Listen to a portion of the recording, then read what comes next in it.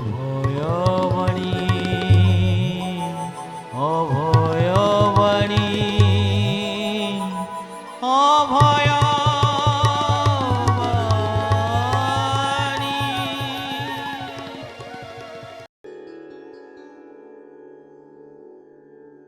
ଜୟଗୁରୁ ଶ୍ରୀ ଶ୍ରୀ ଠାକୁର ମହାରାଜଙ୍କର ଅଭୟ ପାଦ ପଦ୍ମରେ ଭକ୍ତିପୂତ ସାଷ୍ଟାଙ୍ଗ ପ୍ରଣତି। ସମସ୍ତ ଗୁରୁ ଭାଇ ମା ଓ ସମସ୍ତ ସୁଧୀଜନକୁ ମୋର ସପ୍ରମେ ଜୟଗୁରୁ ପ୍ରଣାମ, ଭକ୍ତିପୂତ ନମସ୍କାର। ଆଜି ଅଭୟବାଣୀର ଅଭୟମୂର୍ଚ୍ଛନା କାର୍ଯ୍ୟକ୍ରମରେ ଶ୍ରୀ ଶ୍ରୀ ଠାକୁରଙ୍କର ଶ୍ରୀହସ୍ତ ଲିଖିତ ଅଭୟବାଣୀର ପ୍ରଥମ ଖଣ୍ଡର 17 ନମ୍ବର ବାଣୀ ପାଠ କରି ଯାଉଛୁ। ବତ୍ସ ନିର୍ଭୟରେ ନିଶ୍ଚିନ୍ତରେ ମାଙ୍କ ନାମ ଗାଇଯାଅ, ସମୟରେ ସବୁ ଠିକ୍ ହେବ। ସଂସାରର ଘାତ ପ୍ରତିଘାତରେ ବିଚଳିତ ହୁଅନା। ନିର୍ଭର ଖୁଣ୍ଟ ଧରି ବସି ମା ମା କୁହ, ମା ଦୌଡ଼ି ଆସି କୋଳକୁ ଉଠାଇ ନେବେ। ଏଇ କଥାଟା ଠାକୁର ଜଣେ ଭକ୍ତଙ୍କୁ କହିଛନ୍ତି, ଯେଉଁଟା ଶ୍ରୀ ଠାକୁରଙ୍କର ଚିଠି ପ୍ରଥମ ଖଣ୍ଡର 71 ନମ୍ବର ଚିଠିରେ ଏ କଥାଟି ଠାକୁର ଜଣେ ଭକ୍ତଙ୍କ ନିକଟକୁ ଲେଖି ପଠାଇଛନ୍ତି। ସେତେବେଳେ ଠାକୁର ସାରସ୍ୱତ ମଠରେ ଥିଲେ। ଶ୍ରାବଣ 10 ଦିନ 1322। ଏଇ ଚିଠି ମାଧ୍ୟମରେ ଆମେ ଜାଣୁ ଯେ ଠାକୁର ସେତେବେଳେ କୌଣସି ଏକ ଉତ୍ସବ ଶେଷ କରି ଆସିକି ମଠରେ ଅବସ୍ଥାନ କରିଥାନ୍ତି। ସେତେବେଳେ ଲେଖିଛନ୍ତି ଯେ ଉତ୍ସବ ପରେ ସେବକଗଣଙ୍କର ଅବସ୍ଥା ଭଲ ନାହିଁ, ପ୍ରାୟ ସମସ୍ତଙ୍କୁ ଜ୍ୱର ହେଇଛି। ଆଉ ତାପରେ ଦେଶର ଦାରୁଣ ଆଉ ଶୋଚନୀୟ ଅବସ୍ଥା ଦେଖି ଚାରିଆଡ଼ରୁ କଷ୍ଟବୋଧ ହେଉଛି। ସେବକ ସଂଖ୍ୟା ବି ଧୀରେ ଧୀରେ ବଢ଼ି ଚାଲିଲେଣି। ସେମାନଙ୍କର ଯତ୍ନ ନେବା ପାଇଁ ବହୁତ ପରିଶ୍ରମ ପଡ଼ୁଛି ଆଉ କଷ୍ଟସାଧ୍ୟ ହେଉଛି। ସେଥିପାଇଁ ମୁଁ ଆଉ ବିଶେଷ ଭାବରେ ଚିଠିପତ୍ର ଲେଖିପାରୁନି ବା ଉତ୍ତର ଦେଇପାରୁନି। ସେ ଉଦ୍ଦେଶ୍ୟରେ ଠାକୁର କହୁଛନ୍ତି, ତୁମାନେ ଯାହା ଲେଖିଛ ସେଥିରୁ ମୁଁ ବୁଝୁଛି ଯେ ମାନବ ଜୀବନଟାରେ କେହି ସମଭାବରେ ଚଳେଇ ପାରେ ନାହିଁ। ପ୍ରତ୍ୟେକ ଜୀବ ତାକୁ ସବୁ ଅବସ୍ଥାରେ ମୋର ଗୋଟିଏ ଅବସ୍ଥାର ଭାବ ରହିବ ବା ଗୋଟିଏ ପ୍ରକାର ମାନେ ଅବସ୍ଥାରେ ମୁଁ ଚଳିବି, ସେମିତି କେବେ ସମ୍ଭବପର ନୁହଁ। ଏଇଟା ପ୍ରକୃତିର ନିୟମ ନୁହଁ। ତେଣୁ ଜୀବନ ସ୍ତରେ ସ୍ତରେ ସଜ୍ଜିତ। ଗୋଟିଏ ସ୍ତରର କ୍ରିୟାନ୍ତେ ଅନ୍ୟ ସ୍ତରର କାର୍ଯ୍ୟ ଆରମ୍ଭ ହୁଏ। ସୁତରାଂ କେଉଁ ସ୍ତର କ୍ରିୟା କରିବ ଠିକ୍ କ'ଣ? ଜୀବର ଏହିପରି ଅବସ୍ଥାରେ କର୍ତ୍ତବ୍ୟ କ'ଣ? ଯେତେବେଳେ ଦୁଃଖ ଆସୁଛି ବା ସୁଖ ଆସୁଛି, ବିଭିନ୍ନ ସ୍ତର ଆସୁଛି, ସେତେବେଳେ ଆମର କର୍ତ୍ତବ୍ୟ କ'ଣ? ଠାକୁର କହୁଛନ୍ତି ସବୁ ସମୟରେ ଲକ୍ଷ୍ୟ ଠିକ୍ ରଖି ଶାନ୍ତ ଭାବରେ ଅବସ୍ଥାନ କରିବା, ତାଙ୍କ ଉପରେ ସମ୍ପୂର୍ଣ୍ଣ ନିର୍ଭର କରି ତାଙ୍କ ନାମ ନେଇ ଜୀବନର ବାକି କେତେଟା ଦିନ କଟେଇଦେବା।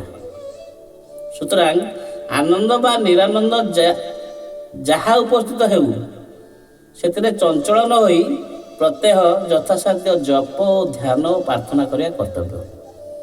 ଠାକୁର ଏଇ ଯେଉଁ କଥାଟା କହିଛନ୍ତି ଏଇଟା ସମସ୍ତଙ୍କ ପାଇଁ ପ୍ରଯୁଜ୍ୟ। ଜପ, ଧ୍ୟାନ, ପ୍ରାର୍ଥନା। ତେଣୁ ଜପ କହିଲେ ଲୋକ ଭାବନ୍ତି ଗୋଟେ ବହୁତ ବଡ଼ କାର୍ଯ୍ୟ, ଯେଉଁଟାକି କରିବା ସମ୍ଭବପର ନୁହେଁ, ଅସମ୍ଭବ କାର୍ଯ୍ୟ। ସେମିତି କିଛି ନାହିଁ। ନିଜର ଭାବ ଅନୁସାରେ ଧ୍ୟାନ କରିବ। ଧ୍ୟାନ ଠାକୁର କହିଛନ୍ତି ଜପ କ'ଣ କରିବ ନା, ତୁ ଜୟଗୁରୁ ମନ୍ତ୍ର ଦିଆହେଇଛି ବା ଦୀକ୍ଷା ମନ୍ତ୍ର ଦିଆହେଇଛି, ତାକୁ ମାଳି ଗଢ଼ି 108 ଥର ଜପ କରିବ। ମୁଁ ଭାବେ ଯେ ଜପ କଲାବେଳେ ମାଳିର 1 2 3 4 ଆମେ ଗଣୁଛେ ତାକୁ ଭାବୁଛେ ନା ଜପର ଯେଉଁ ମନ୍ତ୍ର ତାର ଅନ୍ତର୍ନିହିତ ଅର୍ଥ ବୁଝିକି ଭାବୁଛେ? ଯେଉଁ ସ୍ତର କଥା କୁହାଲା ସେଇ ଉଦ୍ଦେଶ୍ୟରେ କହୁଛି ଯେ ପ୍ରଥମେ ଆସିବ କ'ଣ ନା 1 2 3 4 ଆଡ଼େ ଗଣୁଛି, ସେଇଟା କହୁଛି ଗୋଟେ ଥରେ ମନ୍ତ୍ରଟେ କହୁଛି, ମାଳିଟେ ଗଢ଼ୁଛି। ସେତେବେଳେ ମାଳିରେ ମନ, ଜପରେ ମନ ଦିଆଡ଼େ ରହିବ। ଧୀରେ ଧୀରେ ଧୀରେ ଧୀରେ ଅଭ୍ୟସ୍ତ ହୋଇଗଲା ପରେ ଯଦି ପ୍ରତିଦିନ ଜଣେ କରିବ, ସକାଳ ସନ୍ଧ୍ୟାରେ କରିବ ବା ତ୍ରିସନ୍ଧ୍ୟାରେ ଆମର କୁହାଯାଇଛି କରିବାକୁ, ଯଦି କରିବ ତାହେଲେ କ'ଣ ହେବ ନା ଆଙ୍ଗୁଠି ତାର ଚାଲିଥିବ, ଇଆଡ଼େ ଜପ ଚାଲିଥିବ। ସିଏ ଗୋଟେ ମାନେ ସ୍ଥିତା ଅବସ୍ଥା ଆସିବ, ସେତେବେଳେ କିଛି ଆଉ ଜାଣି ହେବନି। ତାପରେ ସ୍ତର ଆସିବ କ'ଣ ନା ଜପ ଚାଲିଥିବ, ସେପଟେ ଦର୍ଶନ ଚାଲିଥିବ। ସେ ଠାକୁରଙ୍କର ଶ୍ରୀ ବିଗ୍ରହ ଆଖି ଆଗରେ ଝଲସି ଉଠୁଥିବ, ଆଉ ତୁମ ଜପ ବି ସେଭଳି ଚାଲିଥିବ। ଏ ହେଉଛି ଜପ ଅବସ୍ଥା, ଜପର ଚରମ ଅବସ୍ଥା। ଯେତେବେଳେ ତାଙ୍କ ସହିତ ତୁମର ସଂଯୋଗ ହୋଇଯିବ, ସେତେବେଳେ ଜପ ପୁରସ୍କରଣ ହେବା ବୋଲି ଜାଣିବ। ତା'ର ଅଛି ହିସାବ ସବୁ ଯୋଗ ମାଧ୍ୟମରେ କେତେ କେତେ ଜପ କରିବାକୁ ପଡ଼େ, କ'ଣ କରିବାକୁ ପଡ଼େ, ସବୁ ଆପଣମାନେ ପ୍ରାୟ ଅଧିକାଂଶ ଯେଉଁମାନେ କରନ୍ତି ସେମାନେ ଜାଣିଛନ୍ତି। ସେ ବିଷୟରେ ବିଶେଷ କହିବା ଆବଶ୍ୟକ ନାହିଁ। ତାପରେ ସହଜ ସରଳ କଥାଟା ହେଲା ପ୍ରାର୍ଥନା, ମଝିରେ ରହିଗଲା ଧ୍ୟାନ। ଧ୍ୟାନଟା ଏତେ ସହଜ ଜିନିଷ ନୁହେଁ, କିନ୍ତୁ କରିପାରିଲେ ବହୁତ ସହଜ। ମନେ କରନ୍ତୁ ଆମ ଘରେ ଗୃହାସନରେ ଆମେ ବସିଛେ ଠାକୁରଙ୍କ ପାଖରେ, ଠାକୁରଙ୍କର ମୂର୍ତ୍ତିକି ଅନେଇକି ବା ଠାକୁରଙ୍କ ବିଗ୍ରହକୁ ଅନେଇକି ଆମେ ପ୍ରାର୍ଥନା କରୁଛେ। ତମେ ସେଇ ପ୍ରାର୍ଥନା କରିକି ଆସିଲା ପରେ ଘରେ ଯେତେବେଳେ ଆସି ବସିଛ ସେତେବେଳେ ଆଖି ବୁଜିକି ଧ୍ୟାନ କର, ଠାକୁରଙ୍କୁ ଚିନ୍ତା କର, କେତେ ସମୟ ସେ ମୂର୍ତ୍ତିକି ତମେ ଦର୍ଶନ କରିପାରୁଛ।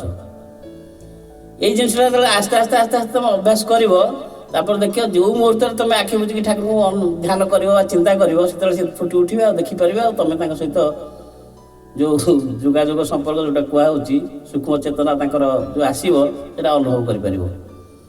ଆଉ ଏସବୁ ଆମ ଦ୍ୱାରା ସମ୍ଭବପର ନୁହେଁ, କେବଳ ତାଙ୍କ କୃପା ଦ୍ୱାରା ସମ୍ଭବ। ସେଥିପାଇଁ ପ୍ରାର୍ଥନା ଆବଶ୍ୟକତା ରହିଛି। ଆମର ପ୍ରାର୍ଥନା କରିବା ଅଛି, ଠାକୁର ମୋତେ ଆପଣଙ୍କ ପଥରେ ନିଅନ୍ତୁ, ଆପଣଙ୍କୁ କେମିତି ମୁଁ ପାଇପାରିବି, ଆପଣଙ୍କ ନିର୍ଦ୍ଦେଶିତ ପଥରେ କେମିତି ଚାଲିପାରିବି, ମୋତେ ସେଇ ଭାବରେ ଗଠନ କରନ୍ତୁ, ମୋ ମନକୁ ମଧ୍ୟ ସେଇଭଳି ପରିବର୍ତ୍ତନ କରନ୍ତୁ। ଏଇଟା ହେଉଛି ପ୍ରାର୍ଥନା। ପ୍ରାର୍ଥନାରେ ସର୍ବସିଦ୍ଧି ହେଇପାରିବ। ଏହାର ବହୁତ ଉଦାହରଣ ଅଛି, ଆପଣଙ୍କର ଶାସ୍ତ୍ରରେ ଅଛି, ପୁରାଣରେ ଅଛି, ବିଭିନ୍ନ ପ୍ରକାର ଯେଉଁ କଥା ସମସ୍ତେ ପ୍ରାୟ ଜାଣିଥିବେ। ମହାଭାରତରେ, ମୁଁ ତ ଆମର ଠାକୁରଙ୍କ କଥାଟା ବିଶେଷ କହିବା ପାଇଁ ଭଲ ପାଏ, ଖାଲି ସୂଚନା ଟିକେ। ମହାଭାରତରେ ଯେଉଁ ଅବସ୍ଥା ଆପଣମାନେ ଜାଣିଥିବେ, ପଞ୍ଚପାଣ୍ଡବଙ୍କୁ ଭୀଷ୍ମ କହିଲେ କାଲି ସକାଳ ହେଲେ ଶେଷ କରିଦେବି। ସେଇ ଗୋଟିଏ କେବଳ ପ୍ରାର୍ଥନା ମାଧ୍ୟମରେ ଦ୍ରୌପଦୀ ସମସ୍ତଙ୍କୁ ବଞ୍ଚେଇ ଦେଲେ। ତେଣୁ ଏ କହିବାର ଉଦ୍ଦେଶ୍ୟ ହେଉଛି ପ୍ରାର୍ଥନାର ଅମୋଘ ଶକ୍ତି ଅଛି। ଗୋଟେ ସଂସ୍ଥାରେ ଶୁଣେ ଯେ ଗୋଟିଏ ସମୟରେ ନିର୍ଦ୍ଦିଷ୍ଟ ଗୋଟେ ଠିକ୍ 7ଟା ବେଳେ କି ଠିକ୍ ସନ୍ଧ୍ୟା 5ଟା ବେଳେ କି ଠିକ୍ ଭୋର 5ଟା ବେଳେ ସମସ୍ତ ଭକ୍ତ ଗୋଟେ ଏକାଥରକେ ପ୍ରାର୍ଥନା କରନ୍ତି। ତାର ଅମୋଘ ଶକ୍ତି, ସେ ଯେଉଁ କ୍ରିୟାଟା ଆସେ, ଯେଉଁ ଶକ୍ତିଟା ଆସିବ, ସେ ଶକ୍ତିଟା ନିଶ୍ଚୟ ସଞ୍ଚରିତ ହେବ। ଆଉ ଯିଏ କରିପାରିବ ସେ ପାଇବ। ଏଇଟା ହେଉଛି ବଡ଼ କଥା। ଆଧ୍ୟାତ୍ମିକ ଜଗତ ଏଭଳି ଜଗତ ଯେଉଁଥିରେ କି ତମେ ଯିଏ କରିବ ସେ ପାଇବ, ଯିଏ ନ କରିବ ସେ କଥା ମାନେ ତାକୁ କେମିତି ଲାଗିବ ସେ କଥା ସେ ନିଜେ ଜାଣେ, କିଛି ପରିପ୍ରକାଶ ନୁହେଁ। ତେଣୁ ସେଇ କଥା ଠାକୁର କହୁଛନ୍ତି, ପ୍ରତ୍ୟହ ଯଥାସାଧ୍ୟ ଜପ ଏବଂ ଧ୍ୟାନ ଓ ପ୍ରାର୍ଥନା କରିବା କର୍ତ୍ତବ୍ୟ। ତେଣୁ ପ୍ରତ୍ୟହ ପ୍ରତିଦିନ ଆମେ କହିବୁ ଯେ ସକାଳୁ ତ ଉଠିକି ଆମେ ଅଫିସକୁ ଯାଇକି ପୁଣି ଅଫିସରୁ ଆସିଲା ବେଳେ 10ଟା 11ଟା, ଆଉ ସମୟ କାହିଁ, କେତେବେଳେ କରିବୁ ନା, ତା ଭିତରେ ବି ତୁମକୁ ସମୟ ବାହାର କରିବାକୁ ପଡ଼ିବ। ଚେଷ୍ଟା କରନ୍ତୁ। ପ୍ରଥମେ ଦେଖିବେ 1 ମିନିଟ୍ କିଛି ନାହିଁ, ମୁଁ ଆସିଲି ନିତ୍ୟକର୍ମ ସାରିକି ଧୋଇ ଧାଇକି ଆସିଲି, ଖାଇବା ପୂର୍ବରୁ ଯାଇ ଠାକୁରଙ୍କ ଦ୍ୱାର ମୁହଁରେ ଟିକେ ମୁଣ୍ଡିଆ ମାରିକି ଆସିବି। ସେଠି ଟିକେ 5 ଥର ଜୟଗୁରୁ କହିକି ତ ଆସିବି। ଦୀକ୍ଷା ମନ୍ତ୍ର ନେଇକି ତ ଦୀକ୍ଷା ମନ୍ତ୍ର 3 ଥର ତ ଜପ କରିଦେଇପାରିବି। ଏ ଯଦି ଅଭ୍ୟାସରେ ପକାଯିବ ସେଇଟା ଆପେ ଆପେ ପୁଣି ସମୟ ଆସିବ ଯେ ସେଇଟା ନ କଲେ ଅଚଳ ଭଳିଆ ଲାଗିବ। ଯଦି ବଦ ହଜମି କହନ୍ତି, ଖାଦ୍ୟଟା ଖାଇଲା ପରେ ଯଦି ଅତ୍ୟଧିକ ହେଲେ ବଦ ହଜମି ହୁଏ, ସେମିତି ଇଏ ଗୋଟେ ଏମିତି ଅବସ୍ଥା ଆସିଯିବ ଯେ ମୁଁ କ'ଣ ଗୋଟେ ଛାଡ଼ି ଯାଇଛି, କରିନି, ଏଇଭଳିଆ ଅବସ୍ଥା ଆସି ପହଞ୍ଚିଯିବ। ସେତେବେଳେ ନିଶ୍ଚୟ ମାନେ ଛାଇ ହେଇଯିବ, ତମକୁ ମାନେ ମନ ନଥିଲେ ବି ମନେ ପଡ଼ିଯିବ।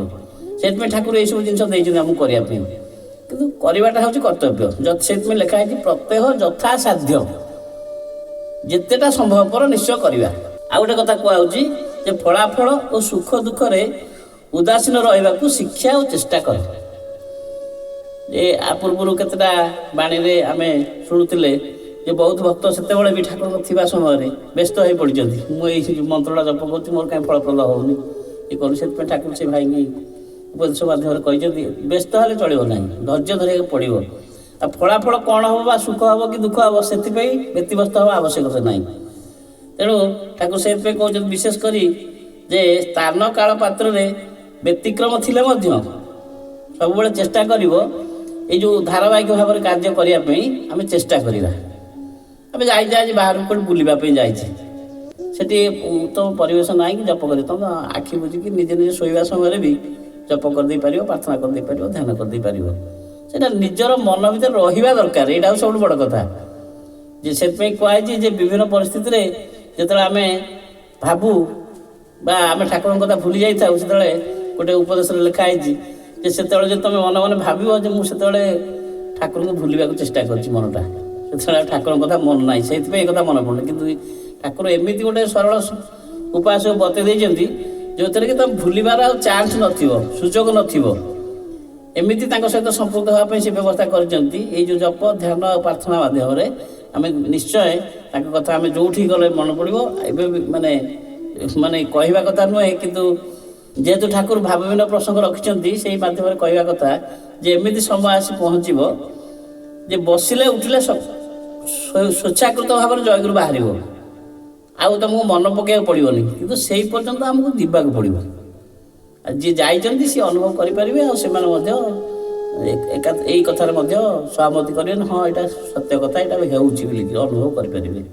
ତେଣୁ ସର୍ବୋପରି ଆମେ ଚେଷ୍ଟା କରିବା ଠାକୁରଙ୍କର ଆଦେଶ ଉପଦେଶକୁ ମାନିବା ପାଇଁ।